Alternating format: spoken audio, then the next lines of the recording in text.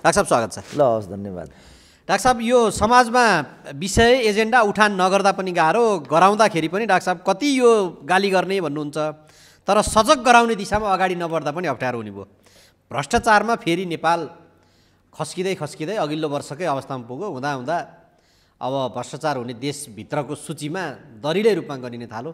कसरी हेर्नुहुन्छ डाक्टर साहब यसलाई? म त स्वाभाविक रूपमा हेर्छु, किनभने नेपाल एउटा भ्रष्ट मुलुक हो। भ्रष्टाचार सम्बन्धी विषयवस्तु हाम्रो सन्दर्भमा यो विषय नै होइन। यो अब देशभित्रभित्र टाट पल्टिन लागिसकेको छ, खोक्रो हुन आँटिसक्यो, भ्रष्टाचारको चाहिँ नि अग्रपङ्क्तिमा अगाडि आयो। यी समग्र घटनाक्रमले अनि अब यी राजनीतिक दलहरू चाहिँ अब संविधान, संसद, यी समग्र यो कहाँबाट विधि प्रणाली मिच्ने, मन्त्री थप्ने, घरै पछि ढोकै पछि मन्त्री बनाउने अवस्थामा पुग्दाखेरि देशको हालत चाहिँ कहाँ पुग्छ होला? देश भाँडामा जाए। हामीलाई देश चाहिएको होइन नि त, हामीलाई त हामी चाहिएको। म प्रधानमन्त्री हुनु पर्यो, मेरो स्वास्नी राष्ट्रपति हुनु पर्यो, मेरो छोरो मन्त्री हुनु पर्यो, मेरो समधी राजदूत हुनु पर्यो, सोल्टो गरिबी निवारण कोषको अध्यक्ष हुनु पर्यो। यहाँ जाने बित्तिकै यो आफै चरम भ्रष्टाचार हो नि। यी जो गरिमामय पदहरू हुन्छन्, यी गरिमामय पदहरूको आपूर्तिको जो विधि हो त्यो पनि गरिमामय हुनु पर्यो नि त। जब त्यो नहुने बित्तिकै त तपाईँ देखिरहनु भएको छ अहिले त्यो चिज कहाँ आइपुग्यो। अब तपाईँले लिनुभएको बाटो नै त्यही छ। त्यस कारण यसलाई मैले हाम्रो नियति भनेको छु कि तपाईँले यसलाई बोक्नुहोस् कि यसलाई चाहिँ फाल्नुहोस्। तपाईँ तारन्तार यही बोक्नुहुन्छ। अनि हामीले यहाँबाट केही कुरा भनेर हुन्छ, ओलीलाई फाल न भन्यो मान्दैनन्, देउपालाई फाल न भन्यो मान्दैनन्, महन्त ठाकुर बुढा भए भन्यो मान्दैनन्। अनि उनीहरू त यतिको लागि त्यहाँ छन् त। उनीहरू त भ्रष्टाचारका प्रतिमूर्ति हुन्। अनि तपाईँ भ्रष्टाचार भयो भनेर रोदन गर्नुहुन्छ भने अनि तपाईँको त्यो पीडा छटपटाहटले छटपटिँदैमा मृत्यु टल्छ र भने तपाईँ जति कराउनुहोस्, छटपटाउनुहोस्, तपाईँ मृत्युलाई रोक्न सक्नुहुन्न। तपाईँले त्यसबाट बच्ने हो भने प्रतिरोधात्मक उपाय, तपाईँले वाञ्छित प्रतिरोधात्मक उपाय, त्यो पनि उपयुक्त विधिबाट, कति डोजको सिटामोल खाने, कति डोजको के खाने भन्ने कुरा, त्योमा तपाईँ जानु भएन भने त तपाईँ मृत्युलाई पनि टाल्न सक्नुहुन्न। मर्नु त छँदैछ, तर आयु त लम्ब्याउन सकिन्छ नि। जस्तो दोस्रो विश्वयुद्धको दशकमा नेपालीहरूको सरदर उमेर चाहिँ 42 इयर्स थियो भने अहिले त 69 पुगेको छ। मृत्यु त रोकिएको छैन, तर 42 वर्ष बाँच्ने नेपाली 70 वर्ष त बाँच्यो नि त। यो सब विज्ञान र प्रविधिको चमत्कारले गर्दा भएको कुरा, धामी झाँक्रीले गर्दा भएको होइन नि। तपाईँ धामी झाँक्रीको बाटोमा मात्रै हिँडिरहनुहुन्छ भने त तपाईँ त्यो 42 घटेर 32मा आउँछ। तपाईँ तारन्तार भ्रष्टहरूलाई नेता बनाउनुहुन्छ। तपाईँको सामाजिक मनोबनोट र आचरण भ्रष्ट। अस्ति तपाईँले नै भन्नुभयो एउटा खरदारले हो कि उप सचिवले हो 22 ठाउँमा घटेरी लियो भनेर। त्यो 22 ठाउँको स्रोत के होला भन्नु त? अख्तियारले यो 22 ठाउँ कहाँ आयो भन्न सक्छ र? किन ऊ भ्रष्टाचारको बाटो ऊ अख्तियार प्रमुख भए हुन्छ। यही कुरा निर्वाचन आयुक्तको, यही कुरा आपूर्ति मन्त्रीको। तपाईँ न्याक्नुहुन्छ खालि खरदारलाई, बैदारलाई, सुब्बालाई। खरदार बैदार सुब्बाले भ्रष्टाचार गरे हो त भने यो त उसलाई त भ्रष्टाचार गर भनेर सिकाएको हुन्छ। अनि त्यसैको आधारमा उसले हाकिमको एउटा जुङ्गा बुझेर काम गर्ने हो। त्यसो भए विधि प्रणालीमै दोष छ डाक्टर साहब? होइन, विधि प्रणालीमा दोष छैन, हाम्रो आचरण संस्कारमा दोष छ। विधि प्रणालीमा कहाँ दोष छ? जस्तो अहिले चाहिँ स्थानीय तहको निर्वाचनको कुरा आइरहेछ, विधि प्रणालीमा कहाँ दोष छ? ठ्याक्कै 5 वर्षमा यसको पदावधि सिद्धिन्छ, 2 महिना अगाडि सूचना जारी गर्नुपर्छ। तर यिनीहरूले अनेक छिद्र प्रयोग गरेर 6 महिनाभित्रमा गर्ने पनि हुन्छ भनेको छ भन्यो एउटाले। अर्काले के भन्यो? ऐन र संविधान बाज्यो भन्यो। अब यो खरदारले बनाएको हो र? यो ऐन कसले बनाएको, संविधान कसले बनाएको भन्नु त? एउटै मान्छेले बनाएको होइन।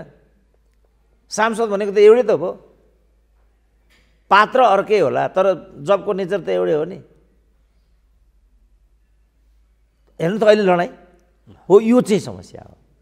विधि प्रणाली कहिल्यै समस्या होइन।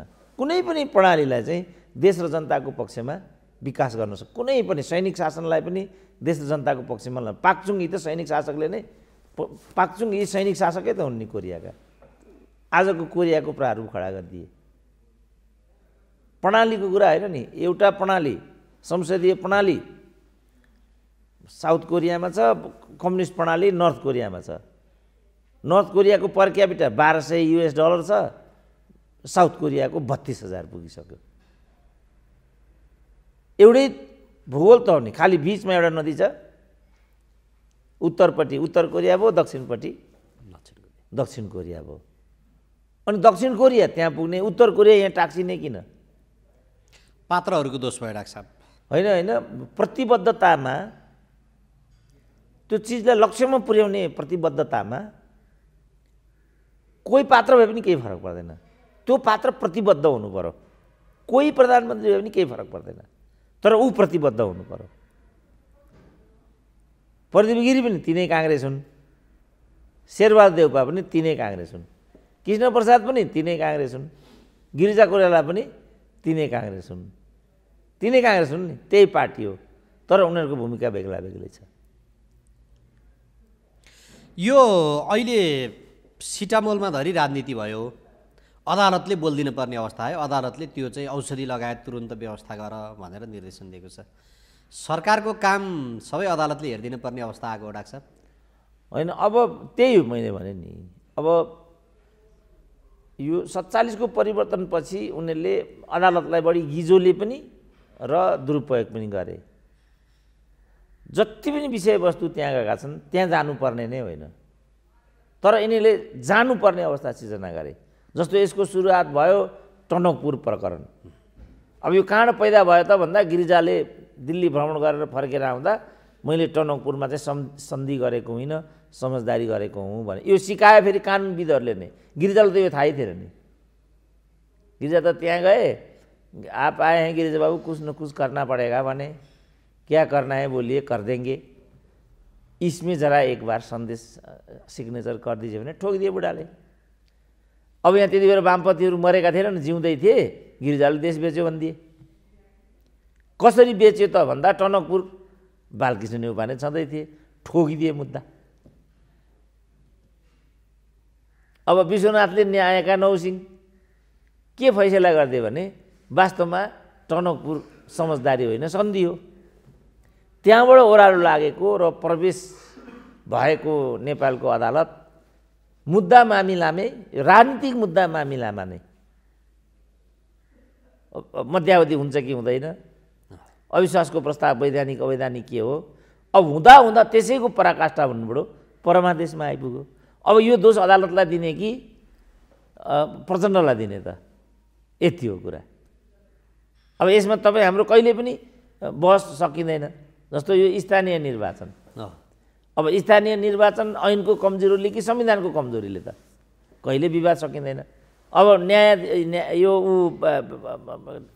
कानुनविदहरू, कानुन व्यवसायहरू 50-50 छन्।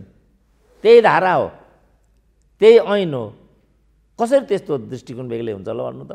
डाक्टरले अपरेसन गर्नु। यो प्रसङ्गमा चाहिँ जस्तो माधव नेपालले हिजो भर्खरै संविधानले 6 महिनाभित्र बनेको छ, अब सकिएको अन्तिम असोजबाट त्यसपछि 6 महिना भनेको त आगामी चैत वैशाखमा हुन्छ, केपी शर्मा ओलीले भने जस्तो हुन्छ, उनीहरूले भनेर मिल्छ भन्दै थिए। अब त्यही भित्र यहाँ कानुनविद बारका पूर्व महासचिवले के भनेका छन् भने संविधानको धारा 225 र स्थानीय तह निर्वाचन ऐन 2073 को प्रावधान फरक रहेको पनि कतिपयले भन्छन्, तर धारा 25 चाहिँ गाउँसभा र नगरसभाको कार्यकाल निर्वाचन भएको मितिले 5 वर्षको हुने र त्यस्तो कार्यकाल समाप्त भएको 6 महिनाभित्र अर्को गाउँसभा र नगरसभाको निर्वाचन गर्नुपर्छ भनिएको हो। र यही धारालाई समातेर स्थानीय तहका जनप्रतिनिधिको पदावधि सकिएको 6 महिनाभित्र निर्वाचन गरे हुन्छ भन्नु सरासर गलत हो।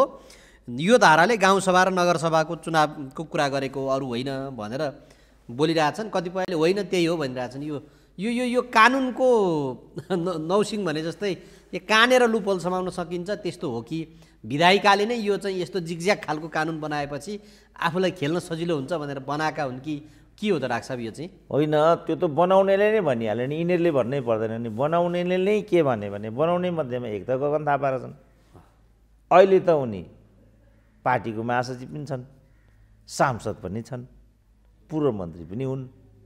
उनले के भने भनेदेखि वैशाखबाट उता स्थानीय तहको निर्वाचन लानै पाइँदैन। अब यही बनाउने मध्येका अर्का एकजना हस्ती प्रचण्ड पनि हुन्, माधव नेपाल पनि हुन्। मैले प्रचण्डको पनि सुने, यही 225 को कुरा मैले सुने। 6 महिनाभित्रमा गर्न सकिनेछ भन्ने त लेखेकै रहेछ। त यो त्यसो हो भने यो 6 महिनामा गर्न सकिने भन्ने एउटा यो छ। सँगसँगै ऐनसँग पनि तालमेल मिल्दैन भने उनले। त ऐनसँग तालमेल मिल्छ कि मिल्दैन? अनि मेरो चाहिँ मैले एउटा लेमन एउटा कन्सेप्ट के बनाएँ भने, त्यसो भने बाजीले ऐन किन बनाएको त?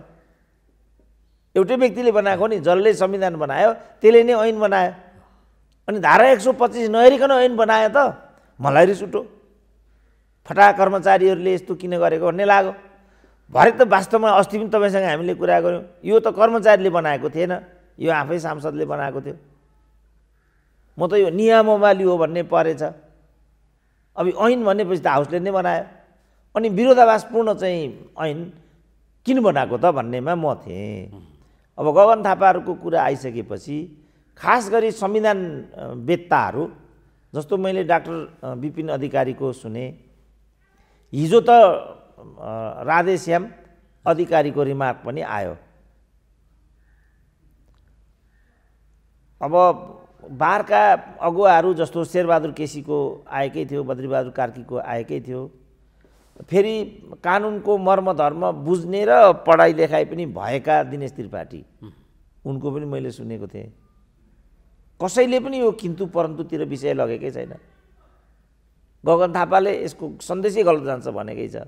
गगन थापाको बोल्ती नै बन्द भएको नि। हिजो उनी सम्पूर्ण समस्याको जड केपी ओली भन्थे, त्यो स्कुल अफ थटबाट उनी हिँड्थे।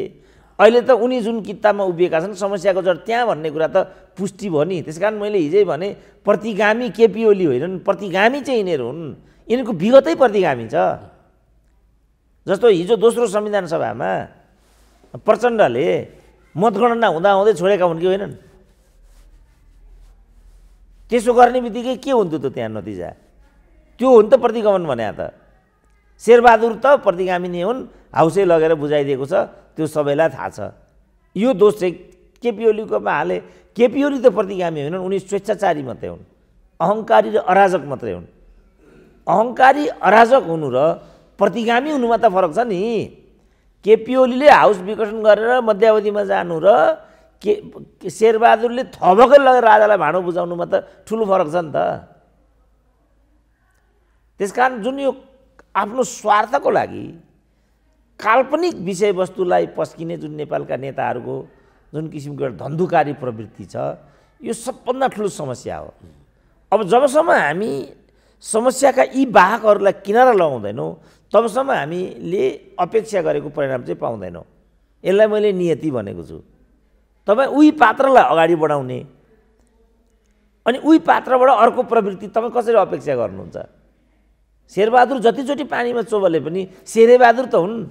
प्रचण्डलाई जति पखाले पनि, केपी ओलीलाई जति उतानो टाङ लाउन लगाए पनि त आफ्नो बानी छोड्छन् त प्रचण्ड केपी ओलीले। निर्वाचन आयोगले स्थानीय तहको चुनावको मिति तोक्नलाई विज्ञप्ति निकालेर दबाब दिएको छ। अब सरकारले तोक्छ वा तोक्दैन होला डाक्टर साहब? अब निर्वाचन आयोगको कर्तव्य क्षेत्र दबाब दिने खालको हुँदैन। उसको त सरकारले तोकेको मितिमा निर्वाचन गराउने मात्रै कार्यक्षेत्र हुन्छ कि हैसियतको निर्वाचन आयोग त त्यहाँ हुनु पर्यो। भोजराज पोखरेलले पनि राजीनामै दिएर हिँड्दिएका थिए। यिनीहरू त त्यतिका पनि छैनन्। यिनीहरू टिएन सेसन त होइनन् नि। यिनीहरू पनि सचिव पदबाट राजीनामा दिएर आयुक्त खान गइहालेका छन् त लाग्छ। तर टिएन सेसन त होइनन् नि। त्यो सेटिङमा गएका हुन् यिनीहरू। सेटिङ अन्तर्गत यिनीहरूले काम गर्नुपर्ने हुन्छ। अब गर्छन् कि गर्दैनन् भन्ने मात्रै प्रश्न भयो। होइन, आयोगले त गर्न तयार हुने भयो, तर यतापट्टि सरकार चाहिँ अब सरकारको एउटा घटक माधव नेपालले त भनि नै सके, घोषणा गरिसके। सार्वजनिक कार्यक्रमबाटै उनले 6 महिनाभित्र बनाएको छ, आगामी चैत वैशाखमा हो, यहाँ कसैले नच्याए हुन्छ भनेर बोलि नै सके। तर अब यहाँभित्र माधव नेपाल मात्र छैनन्, शेरबहादुर देउवामाथि पनि शेखर कोइराला समूहहरूको दबाब पनि छ। त्यो हिसाबले उनी गल्न सक्छन् सक्दैनन् अथवा लत्रक्क परिराख्छन् भन्ने प्रश्न हो डाक्टर साहब। होइन होइन, यिनीहरू सबैको केही अर्थ हुँदैन। प्रचण्डले गरौँ भन्यो भने गर्ने हो, नगरौँ भन्यो भने नहुने हो। यो कोही निर्वाचन आयोग कराएर पनि केही हुँदैन, केपी ओली कराएर पनि केही हुँदैन, कोही कराएर पनि केही हुँदैन। बोल्नुपर्ने निकाय जस्तो अदालत बोलिदियो, सेना बोलिदियो भने अर्कै कुरा हुन्छ, उनीहरू जानकै बोल्दैन। अब निर्वाचन आयोगलाई त उनीहरू टेर्दैनन्, अख्तियारलाई त टेर्दैनन्। लोकमानले थर्काएर राखेको थियो नि, त्यहाँ अख्तियार चाहिँ कहीँ गयो भने पनि त्यति बेर एउटा मन्त्रालयमा सचिव थिए, अहिलेका अख्तियार प्रमुख, एउटा सानो कामले म पुगेको थिएँ, यो त हुँदैन अख्तियारले मार्छ भन्थे। कमसेकम लोकमानले अख्तियार छ भन्ने एउटा उपस्थिति त देखाइदिएका थिए नि त। अब अहिले त को के हो को के होइन नै थाहा हुँदैन। त्यसै कारण हिजोदेखि हामीले भनेको के भने संवैधानिक निकायलाई यस प्रकारले लाचार छाया बनाउनु हुँदैन। संवैधानिक निकाय आफ्नो हैसियतमा रहन पाउनुपर्छ। लोकसेवा आयोग होस्, अख्तियार होस्, निर्वाचन आयोग होस्, त्यो त नियन्त्रण र सन्तुलनको सिद्धान्त भनेकै त्यही हो नि त वेस्टमिनिस्टरियल सिस्टममा। यहाँ एकले अर्कालाई हेरिरहेको हुन्छ र एकले बिराउने बित्तिकै अर्को आकर्षित भइहाल्छ। गाडीको अटोमेटिक क्लच जस्तो, अगाडि थिच्ने बित्तिकै पछाडि बत्ती बलिहाल्छ नि, नत्र अगाडि थिच्ने बित्तिकै पछाडि बल्यो कि बलेन भने ड्राइभरले पछाडि फर्केर हेर्नुपर्ने भयो भने त मिनट मिनटमा दुर्घटना हुँदो हो नि। त त्यसकारण स्वचालित प्रणाली चाहिँ गएको हुनुपर्दछ। त्यो प्रणाली तेरो मेरो लागि होइन, त्यो समाज व्यवस्थाको लागि हो, समाजको लागि हो। तर यहाँ त मेरो लागि हो भनेर मान्छेले बुझे। यसो हेरे माधव नेपालले अहिले नै निर्वाचन गरियो भने त हाम्रो खैर छैन। 5-6 महिना तयारी गर्न पाइयो भने त केपी ओलीलाई ठेगान लगाउन पाइन्छ। त्यो बाटोमा जाँदा जुन आरोप लाएर केपी ओलीलाई बेदखल गरिएको थियो, कहीँ त्यो दोषारोपण त हामीमाथि आउँदैन भन्ने उनीहरूले हेक्का राख्न सकेन। त्यसकारण मैले के भनेको छु भने सही प्रतिगामी यिनीहरू हुन्। स्वार्थको लागि पार्टी फुटाउने भन्दा प्रतिगामी अर्को हुनै सक्दैन। जनादेशलाई उल्लङ्घन गर्ने भन्दा अर्को प्रतिगामी हुनै सक्दैन। म यो भन्थेँ। अब उनीहरू यो सत्यलाई मानिरहेछन्, जति उनीहरू यो सत्यलाई उल्लङ्घन गर्छन् त्यति नै उनीहरूको चाहिँ राजनीतिक भविष्य अप्ठ्यारोमा पर्छ। जति उनीहरू यसो गर्छन् त्यति केपी ओलीलाई फाइदा हुन्छ। त्यसकारण हामीले केपी ओलीको गुणगान गाएको होइन, केपी ओलीको पक्षमा त तिमीहरू छौ भन्ने तर्क यहाँ थियो। अब अहिले यसलाई लिएर बहस गर्नुपर्ने बहसको विषय नै होइन यो। डाक्टर साहब यो बहसको विषय हो। किन बहसको विषय हो भने हिजो यही वैशाखमा भनेका हुन् नि माधव नेपालहरूले अर्ली इलेक्सन गरौँ, भत्ता मात्र खाने हो र हामी संसद त चल्न सकेका छैन भने त्यसमा अलिअलि सबैतिरबाट विवाद आयो, ओहो भन्न थाले मान्छेहरूले। त्यस पछाडि यो त अहिले होइन नि, 6 महिनाभित्र भनेको छ, त्यो भनेको त एकैचोटि अर्को वर्षको चैत वैशाखमा भनेर त्यही माधव नेपाल भन्न थाले। भनेपछि अमुक राजनीतिक दलको पार्टीका नेताले चाहँदाखेरि त्यो संविधान विधि विधानलाई जता डोर्याए त्यतै डोर्याउनु पर्ने र देश र जनता सबै चाहिँ नि त्यही दिशामा लाग्नुपर्ने हो, उनीहरूको स्वार्थको लागि अनि को भाजनमा पर्नुपर्ने हो भन्ने प्रश्न त उठाएको छ नि त डाक्टर साहब। होइन, प्रश्न उठ्यो, तर यो त अपव्यय हो नि त समयको। मैले भनेको अपव्याख्या हो नि त संविधानको। खोइ त नागरिक समाज मैले भनेको यति कुरा केपी ओलीबाट भएको भए अनि बालबटार आज चाहिँ शान्त हुन पाउँथ्यो होला त भनेको मैले। ती कहाँ गए त भनेको। तपाईँ हामी दुईजनाले मात्रै भनेर केही हुँदैन नि। अब यहाँ ती मान्छे कि तिनीहरू अबुझ हुनु पर्यो कि हामीहरू अबुझ हुनु पर्यो? कोही त अबुझ छ नि त यहाँ। त्यसकारण मैले भने यो बहसको नै विषय होइन। संविधान अनुसार यो वैशाखमा स्थानीय तहको निर्वाचन हुनुपर्छ। यसमा किन्तु परन्तुको कुनै पनि गुन्जाइस छैन। त्यसकारण मैले भने यो बहसको विषय होइन, यो चाहिँ अपव्यय हो बहसको।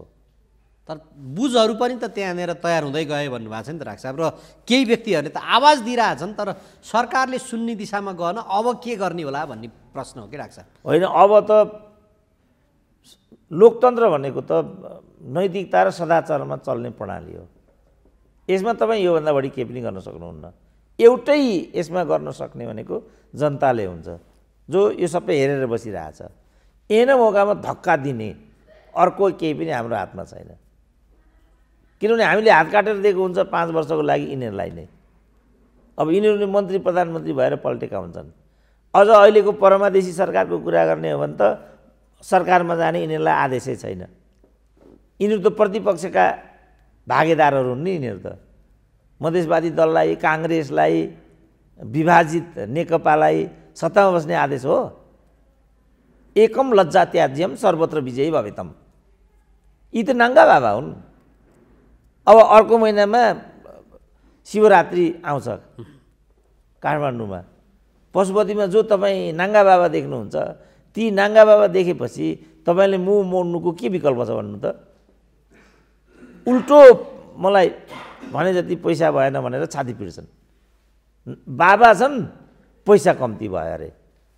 धर्म कर्म पैसा कमाउन गरिन्छ। तर एकम लज्जा त्याज्यम सर्वत्र भवतम। उनीहरूले खालि दारी जुङ्गा चाहिँ त्यो एउटा आडम्बरको लागि मात्रै पालेको, वास्तवमा उनीहरू कमाउनेपट्टि पनि छन्। त्यहीबाट उनीहरू जीविकोपार्जन, धार्मिक आवरणमा जीविकोपार्जन गर्नु धर्मको दुरुपयोग होइन, तर गर्छन्। यो कारणले धर्म बदनाम भएर गइराखेको छ। यो दोष उनीहरू क्रिस्चियनको टाउकोमा हालिदिन्छन् फेरि। राजनीति पनि त्यही कुरा भइराखेको छ। उनीहरूले यस 10 दुनियाँ गरेर उनीहरू त्यहाँ पुगिराखेका छन्। उनीहरूले यो थाहा छैन यो आत्मघाती हुन्छ कि हुँदैन भोलि। यसले त उनीहरूलाई समाप्त बनाउँछ। अहिले यहाँ केपी ओलीको ग्राफ बढेको बढै हुन्छ, उनीहरूको ग्राफ घटेको घटै हुन्छ। अब उनीहरूको जो बौद्धिक इन्टेलिजेन्सिया जुन उनीहरूको एउटा सर्कल छ, त्यसले पनि यही चिजलाई अगाडि भनिदिनु पर्ने। भन्दैन हो 6 महिना भनेको अर्को 6 महिना हो भनिदिन्छ। ल अब 6 महिना भनेको असोज कार्तिक हो भनिदिन्छ। असोज कार्तिक होइन लाग्छ, उहाँ चैत वैशाख हो त, त्यता भन्छ उसले। अब यो त अपव्याख्या हो नि, यसको त केही पनि दबाई छैन।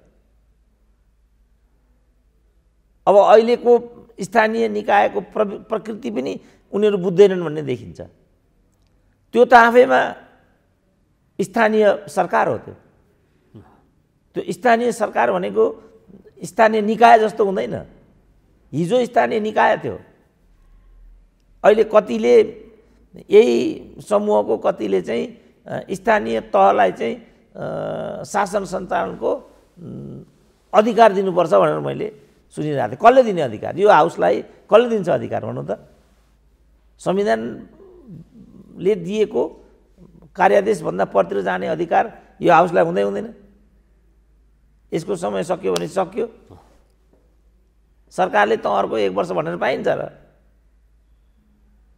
तर यो कुराहरू बुझ्न तयार भएनन्। त्यसैले मैले भने यसमा तपाईँ सुई हालेर तपाईँले यसमा बुझाउन सक्नुहुन्न।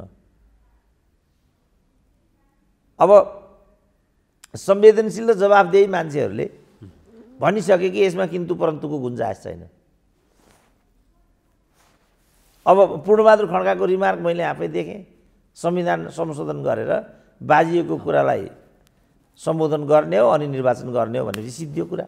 माधव नेवारको भनिहाल्नुभयो, प्रचण्डको मैले आफै सुनिहालेँ, शेरबहादुर केही पनि सुन्दैनन्, लाचार छन्।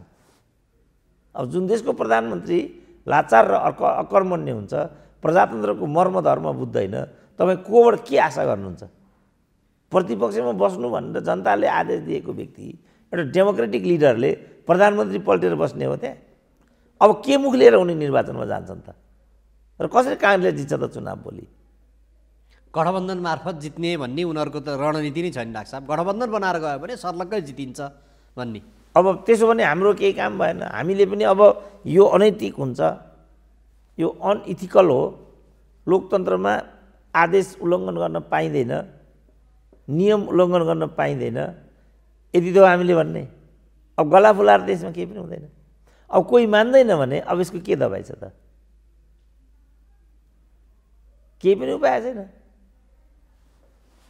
त्यसो भए डाक्टर साहबले पटक पटक भन्नुहुन्छ कि समाजवाद होइन भने मृत्यु, क्रिस्टोको के अरे क्यास्ट्रोको भनाइ, त्यही नै स्वीकार्नुपर्ने नियति अब परेको हो त जनतालाई? होइन, जनताले त मैले भने नि यहाँको समाजवाद भनेको यो नेतृत्व बदल्ने हो। यहाँको समाजवाद भनेको कम्युनिजम होइन। यहाँको समाजवाद भनेको किनभने सम्पूर्ण समस्याको जड चाहिँ यो नेतृत्व हो। हामी के गर्छौँ भने दोहोऱ्याएर यो नेतृत्व ल्याउँछौँ अनि तल तेल आएन भन्छौँ। अनि बालुवा पेलेर तेल आउँछ त? तपाईँ जति पेल्नुहोस् न, कसरी तेल आउँछ त्यहाँबाट? आउँदैन नि। यो नेतृत्वबाट तपाईँले चाहेको कुनै पनि कुरा आउँदैन। तपाईँ 5 वटा निर्वाचन गर्नुहोस्, शेरबहादुरलाई 7 चोटि प्रधानमन्त्री बनाउनुहोस्, तर हुँदैन। चोइस तपाईँको। यसलाई नै मैले समाजवाद अथवा मृत्यु भनेको छु। तपाईँलाई परिवर्तन चाहिएको छ, नेतृत्व बदल्नुहोस्। होइन भने तपाईँ अझ अप्ठ्यारोमा जानुपर्ने हुन्छ। है भन्नु न, 16 खरबको बजेट छ, 17 खरबको वैदेशिक ऋण पुग्यो।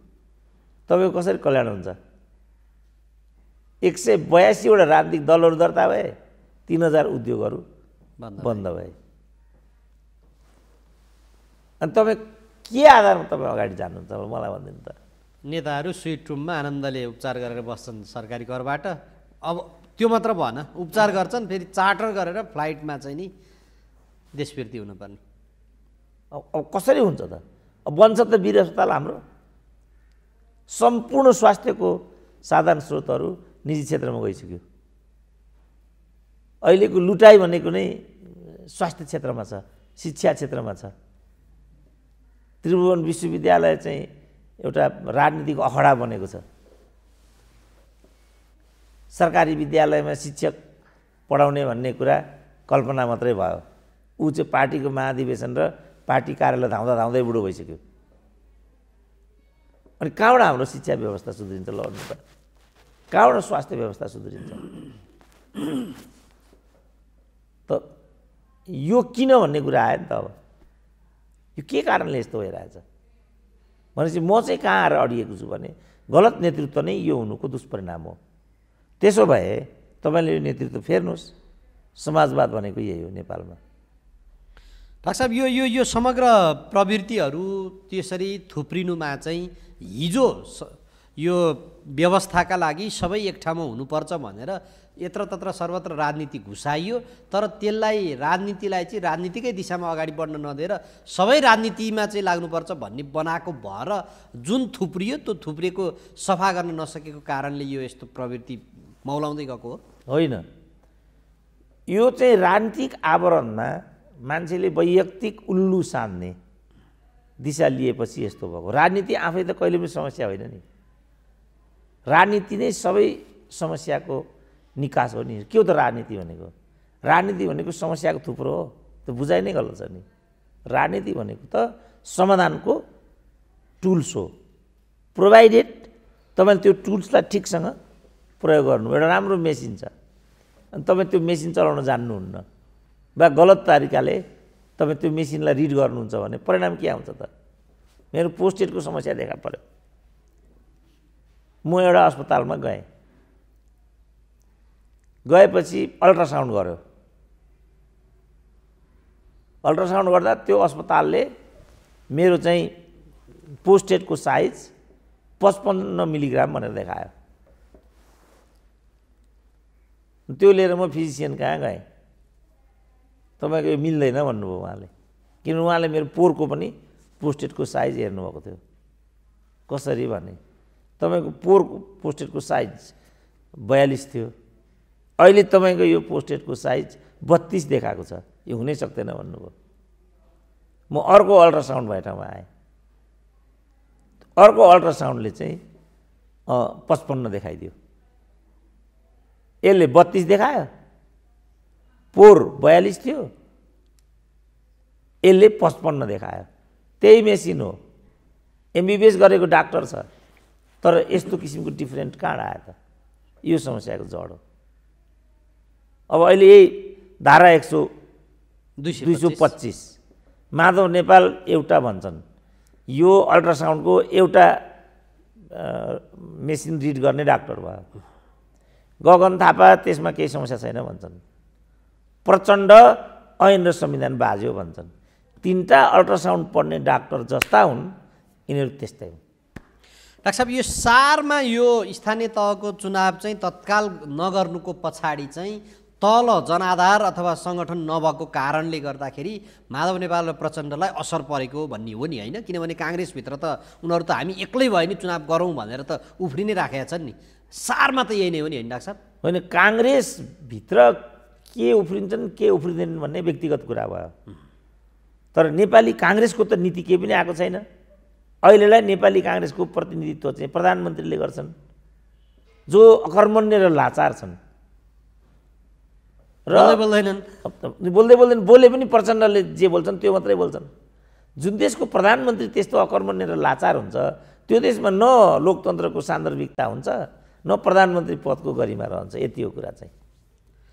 होइन, मैले भन्न खोजेको चाहिँ जस्तो स्थानीय तहको चुनाव या निर्वाचन आयोगले अब अघि भनिहाल्यो दबाब दिएको त्यही छ, विज्ञप्ति जारी गरौँ हिजो मात्रै। अब अरू कतिपय चाहिँ नि डाक्टर साहब लगायत कतिपय बौद्धिक व्यक्तित्वहरूले होइन यो संविधान विधान नमिचौँ है, तोकिएको मितिमा गरौँ भन्ने खालको कुरा भइरहेको छ। यो मितिबाट चाहिँ भोलिपल्टबाट त्यो स्थानीय तहका पदाधिकारीहरूको कार्यकाल सकिएपछि त्यहाँ रिक्त हुन्छ, संविधानले त्यो परिकल्पना गरेको छैन भन्ने सर्वत्र आवाज उठिराख्दाखेरि सरकार किन कसरी हुन्छ त्यसलाई अर्को वर्षसम्म लान चाहन्छ भन्ने कुरोमा सरकारमा भएका दलहरूका दुई मुख्य घटकहरू प्रचण्ड र माधव नेपालहरू चाहिँ तल उनीहरूको त दलको तलको सङ्गठन कमजोर भएको कारणले नचाहेको भन्ने खालको विश्लेषण छ। यो हो वा होइन भन्ने कुरो होइन, त्यो होला, तर त्योमा मैले बोलि पनि सकेको हुनाले बोलिसकेको कुरा किन दोहोऱ्याउँ? त्यस कारण मैले नयाँ कुरा के भनिदिन्छु भनेदेखि उनीहरू केपी ओलीलाई देखाउन चाहन्छन्। केपी ओलीले जे भन्यो त्यो हुँदैन, यस्तो त केपी ओलीको पालामा मात्रै हुन्छ भनेर यिनीहरूले नै भनिसके। हामी त्यस कारण देखाइदिन्छौँ केपी ओलीलाई हो यो। त्यो देखाइदिने भनेको त अब केपी ओलीले संविधान विधान मिचे, योलाई संविधानलाई डिरेल गराए, अब हामीले ट्र्याकमा ल्यायौँ, विधिको शासन यो अस्थिरताको संशय अन्त्य भयो भनेर भन्ने, अनि आफै त्यसमा चाहिँ कसरी हुन्छ त्यतातिर जाने त कसरी देखाउने भयो त? यो त त्यसैले मैले भने मलाई यसमा गौरव छ। किन मैले के भनेको थिएँ भने प्रतिगामी केपी ओली होइन यिनीहरू चाहिँ हुन् भनेर, त्यो कुरा आज पुष्टि भयो। ठुलो गौरव छ मलाई आज। अब डाक्टर साहब यहाँनिर जस्तो हिजोको दिनदेखि आजसम्म पनि चुनाव हार्नेलाई पनि यहाँ प्रधानमन्त्री बनाएकै हुन्, जसले चुनाव हार्छन् त्यो चाहिँ अब परिस्थिति अलिकति आफू अनुकूल आउँदैन, ल यो म मान्दिनँ भनेर भनेकै हुन्। त्यसो भइसके पछाडि जसलाई चाहिने हो त्यसलाई त जसरी पनि जिताएका छन्, ल्याएकै छन् भने र तिमीहरू जसले विरोध गरेका छौ तिमीहरूको चाहिँ सिट कन्फर्मै हुन्छ, हामी अर्को चाहिँ नि कमजोर क्यान्डिडेट उठाउँला, तर चुनाव चाहिँ टाइममा गरौँ भन्ने दिशामा जान सक्छन् कि सक्दैनन् यिनीहरू भन्न खोजे डाक्टर साहब? होइन, स्थानीयमा यो प्रब्लम आकर्षित हुँदैन। स्थानीय भनेको त आफ्ना स्थानीय कार्यकर्तालाई जागिर खुवाएर भारी बोकाउने अलमल ल्याउने। राजनीति भनेको त आफूमाथि भइरहने हो नि, जीवनभर भइरहने। आफू भएन भने आफ्नो स्वास्नीलाई बनाउने, स्वास्नी भएन भने छोरालाई बनाउने, छोरो भएन भने बुहारीलाई बनाउने, यो न खेल हो। यसलाई ढोक्दै हिँड्ने कसरी राजनीति हुन्छ, कसरी स्वाभिमानी कार्यकर्ता हुन्छन्? हाम्रो त प्रश्न यहाँ न भयो। अब यो बारेमा हामी मैले नै केही नभए अहिलेसम्म 10 वटामा अन्तर्वार्ता दिइसकेँ होला यो विषयमा। यहाँ कुनै किन्तु परन्तु हुँदैन। चुनाव वैशाखभन्दा पर लान पाइँदैन। अहिलेको स्थानीय तह भनेको स्थानीय निकाय होइन, यो स्थानीय तह प्रदेश केन्द्र एकअर्कामा स्वायत्त छन्। यिनीहरूले भनेर हुँदैन। ठिक छ, यिनीहरूले कतिपयलाई भङ्ग गर्न सक्छन् होला, त्यो कुरा मैले माने, तर संविधान अनुसार निर्दिष्ट समयमा त फेरि उनीहरू चुनाव त गर्नु परिहाल्छ। त्योभन्दा प्रति त उनीहरू केही पनि गर्न सक्दैनन्। त्यस कारण तोकिएको समयमा निर्वाचन गर्न विलम्ब भइसक्यो। किन? यिनीहरूले 7 गतेभित्र नै सूचना जारी गर्नु पर्नु सक्थ्यो, त्यो नगरेको हुनाले निर्वाचन आयोग आकर्षित भएको। तर अब संविधान अनुसार निर्वाचन आयोगलाई चुनाव गराउने मात्रै अधिकार छ, मिति तोक्ने अधिकार छैन। भनिसक्यो उसले, मैले कार्तिकमा नै कार्तिकको 9 गते र 20 गते भेटेर प्रधानमन्त्रीलाई चुनाव यो समयमा गर्नुपर्छ भनेर हामीले जानकारी गराइसकेका छौँ भनेर विज्ञप्ति जारी गरिरहेको छ। उनीहरूले त सत्ताधारी दलका सांसदहरूको त मैले के प्रतिक्रिया सुनिरहेको थिएँ भनेदेखि 3 तहमा निर्वाचन गराउन नसक्ने निर्वाचन आयोगले राजीनामा दिए हुन्छ। अब 12 मा यहाँ सर्वोच्चमा के भन्छन्, हामीले भने जस्तो फैसला नहुने र हामी तोकेको बेन्चमा नबस्ने भने प्रधान न्यायाधीशले राजीनामा दिनुपर्छ, छुट्टीमा बस्नुपर्छ, होइन भने। अब यो भएपछि तपाईँ कहाँ के आशा गर्नुहुन्छ? अब त्यसो भए निर्वाचन आयोग विरुद्ध परिलक्षित हुने दिशामा गयो। त्यसो भए अब निर्वाचन आयोगको केही यसमा अर्थै छैन। उसलाई गरा भनेको कुरा गराउने हो। बरु उसले यही कुरा नि डाक्टर साहब, 3 तहको त यहाँ सत्ता घटकको महत्त्वपूर्ण दल नेकपा माओवादी केन्द्रका रामनारायण बिडारी जो वरिष्ठ अधिवक्ता पनि उनले नि भने नि 3 तहको चुनाव एकैचोटि गर्न सक्दैन भने आयोग लाचार भयो भनेर त उनले बोलेका छन् भनिसके पछाडि यो दिशामा त अघि डाक्टर साहबले भन्नुभएको थ्योरी त्यहाँनिर एप्लाई हुन्छ नि डाक्टर साहब। अब यसलाई त मैले गौण माने, महत्त्वपूर्ण के माने भन्दाखेरि कसरी हामी नियम कानुन संविधानमा पनि लिएर यति बढी विभक्त छौँ, विभाजित छौँ, यस्तो चाहिँ दृष्टिकोण हाम्रो कसरी बन्छ भन्ने कुरामा म छक्क पर्छु। अस्ति मैले एमसिसी बारेमा एउटा कार्यक्रममा भीमरावसँग सँगै थिएँ, यही कुरा गरेका थिएँ। तपाईँ पनि डक्टरेट, म पनि डक्टरेट, तपाईँले पनि युनिभर्सिटीबाट नै गर्नुभएको, मैले पनि युनिभर्सिटीबाट गरेको, तर म र तपाईँमा तात्विक भिन्नता किन आयो भन्ने प्रश्न गरेका थिएँ। बेसिक कुरामा तात्विक भिन्नता, सामान्य भिन्नता आउन सक्छ, तात्विक भिन्नता त आउँदैन नि। जस्तो एमसिसी राम्रो कि नराम्रो भन्नेमा विवाद आउन सक्ने भयो, तर एमसिसी भइसकेको एमसिसीलाई कसरी सल्टाउने भन्नेमा विवाद गर्नुको के अर्थ हुन्छ? किनभने अब एउटा बिरामीलाई चिरिसकेपछि अब हामीले यसलाई सिउने कि नसिउने भनेर विवाद गर्ने हो।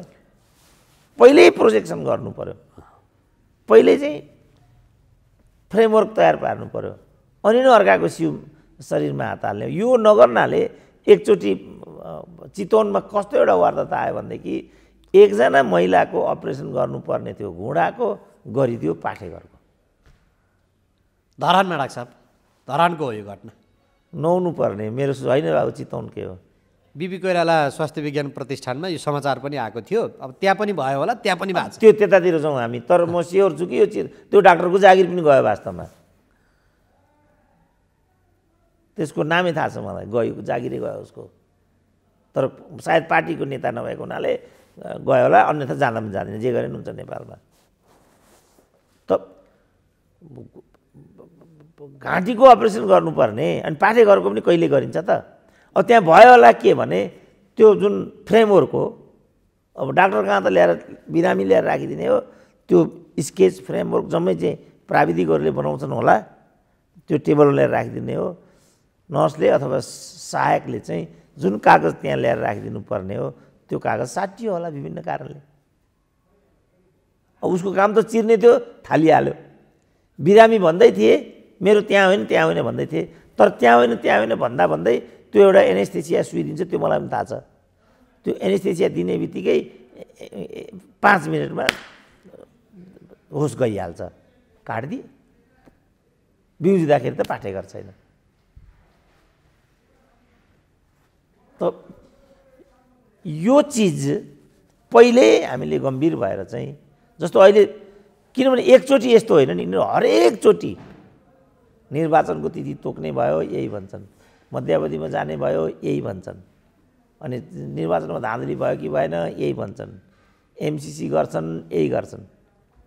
अघिल्ला घटनाक्रमहरू फरक हो डाक्टर साहब। यो घटनाक्रम चाहिँ किनभने यो सत्ता गठबन्धन त हिजो केपी शर्मा ओलीले संविधानको जुन त्यो स्पिरिट जुन छ त्यसलाई चाहिँ कार्यान्वयन गरेनन् भनेर उनलाई हटाएर यिनीहरू आए पछाडि त आफूले त्यो दिशामा लाग्नुपर्ने हो नि त। तर आफू फेरि कसरी त्यो दिशाबाट चाहिँ विचलित हुन सकिन्छ भनेर लागेपछि अनि कस्तो अनुहार देखाएर जनतामा जाने यिनीहरू, मैले त्यहाँनिर प्रश्न हो नि डाक्टर साहब। त्यसमा उनीहरूले भनिसके तैँले चाहिँ जथाभावी संविधान मिच्दा हुने, हामीले नहुने पो भन्छन् त।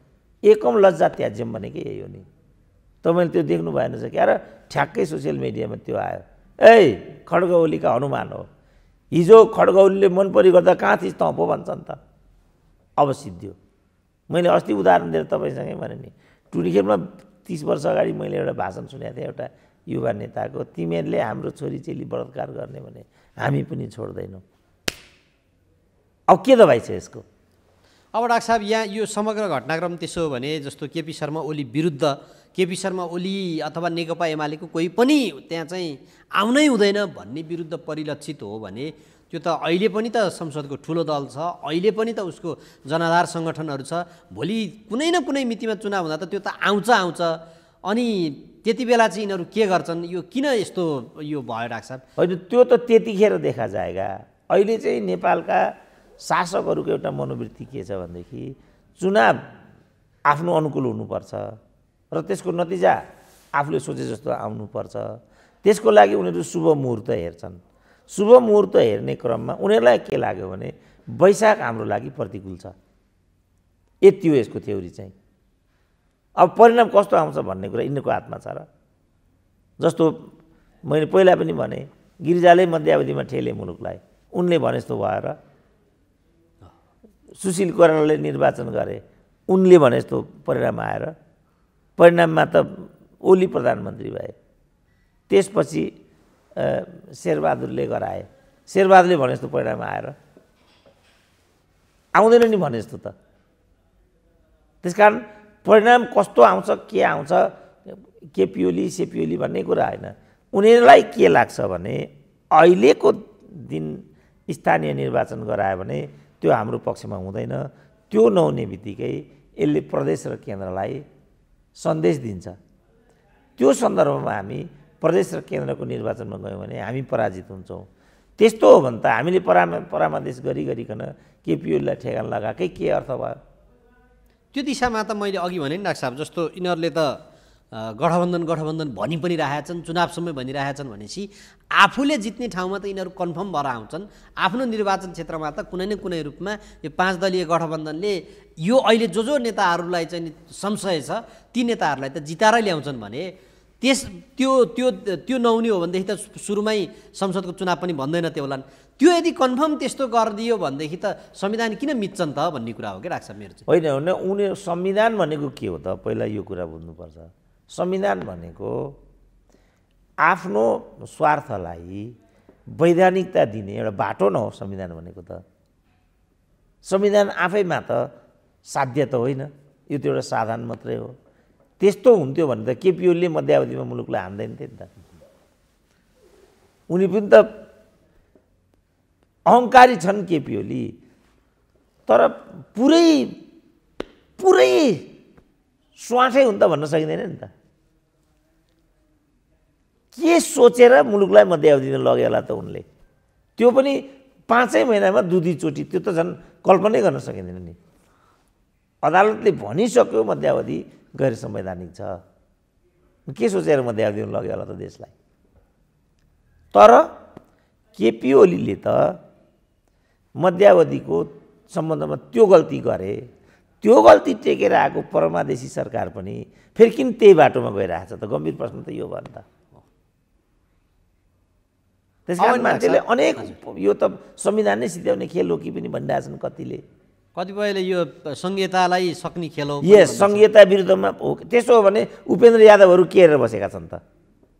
जस्तो अहिले यो कार्यशैली एकदम गलत भयो, यसले चाहिँ परमादेशको औचित्य पनि सिद्ध गराउन सकेन। केपी ओलीको प्रतिगमनको विरुद्धमा जो हामीले सङ्घर्ष गऱ्यौँ यो त्यसको अनुकूल छैन भनेर सरकारबाट पन्छे हुँदैन। हेर्नु त उनीहरूको लाचारी त। सबका सब कसरी त्यहाँ यसरी बहिरा भएर बसेका छन् त? डाक्टर साहब, अब अन्तिममा पनि छौँ। प्रचण्डले राष्ट्रिय राजनीतिमा कुनै न कुनै खालको प्रयोग आफ्नो अनुकूल हुने भयो भने गर्छन् र गरि पनि राखेका छन्। त्यो इतिहासले पनि देखाएको छ। अब माधव नेपालको हकमा त उनले मैले आफैले जन्माएको कम्ता मेहनतले जन्माएको पार्टी होइन भनेर बोलिसकेका छन्। ढिलो चाँडो एक हुन्छ भन्ने खालको कुराहरू पनि सबैतिर आएकै हो।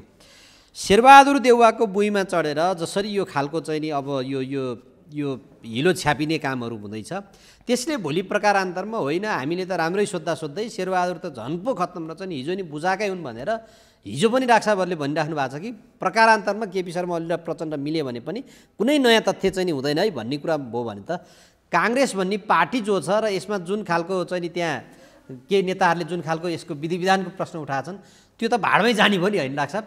त्यो दिशामा चाहिँ उनीहरू सोध्छन् कि सोध्दैनन् भन्ने कुरा त्यो विषय त्यतातिर जाँदैन। किनभने यो कम्युनिस्ट मतदाताहरूमाथि प्रचण्डहरूले गरेको ठुलो घात र काङ्ग्रेसले के भनेको छ भने कम्युनिस्टले यो भारी बोक्न नसकेको हुनाले बिचैमा भारी फाल्दा त्यहाँभित्रको वस्तु व्यवहारिसी हुने देखेर मात्रै हामीले लक्ष्यसम्म यो भारी पुर्याइदिएका हौँ भन्दै यिनीहरू असक्षम छन्, केही पनि गर्न सक्दैनन्।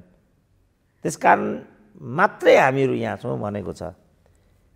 एउटा शेरबहादुरको सत्ता सम्बन्धमा दुराशय भए पनि एउटा हदसम्म यो तर्कमा दम छ, किनभने मतादेशको विपरीत गरिरहेछन् प्रचण्ड र केपीहरूले। उनीहरू यो गर्नै पाउँदैनन्, उनीहरूलाई यो सुविधा नै छैन। त्यसकारण यसको लागि उनीहरू दण्डभागी छन्। प्रश्न के आयो भनेदेखि काङ्ग्रेसको अगाडि पनि नैतिक प्रश्न उत्पन्न भयो। त्यसकारण मैले त पहिलो अन्तर्वार्ताहरूमा के भनेको थिएँ भने यसको लागि कम्युनिस्ट दण्डनीय भएको हुनाले काङ्ग्रेस अब स्वतः 2/3 आउँछ।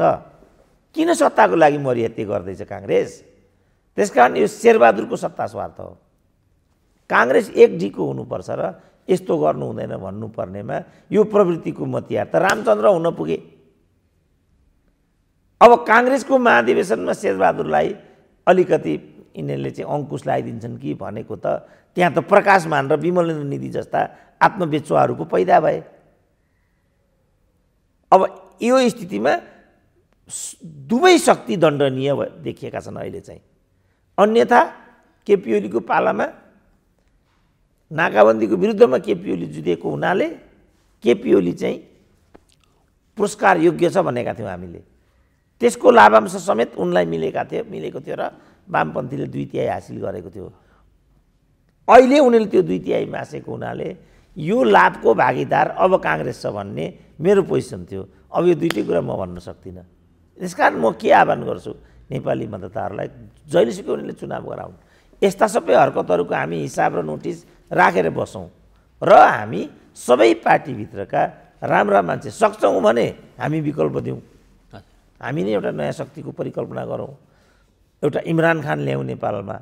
अब सक्दैनौँ भने तत्तत पार्टीका राम्रा र असल पात्र र प्रवृत्तिहरूलाई एकचोटि हामी अगाडि बढाउँ र हाउसमा परीक्षण गरौँ।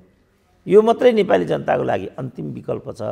अब यो नमान्ने हो भने त्यो नेपाली जनताको लागि पनि आत्मघाती हुन्छ। यो चाहिँ उनीहरूको नियति हो भनेको छु मैले। अब नियतिको दासत्व स्वीकार गर्ने कि उठ्ने, समाजवादकी मृत्यु मैले भनेको त्यहाँ हो। कि यो नेतृत्वलाई बदल्नु पर्यो कि भारी बोकेर मृत्युवरण गर्नु पर्यो। Choice is yours. मैले एउटा सिनारियो देखाइदिने हो, त्यो काम मैले गरेको छु। हुन्छ डाक्टर साहब, विचार र समयको लागि म आभार व्यक्त गर्छु। ल हस्, धन्यवाद।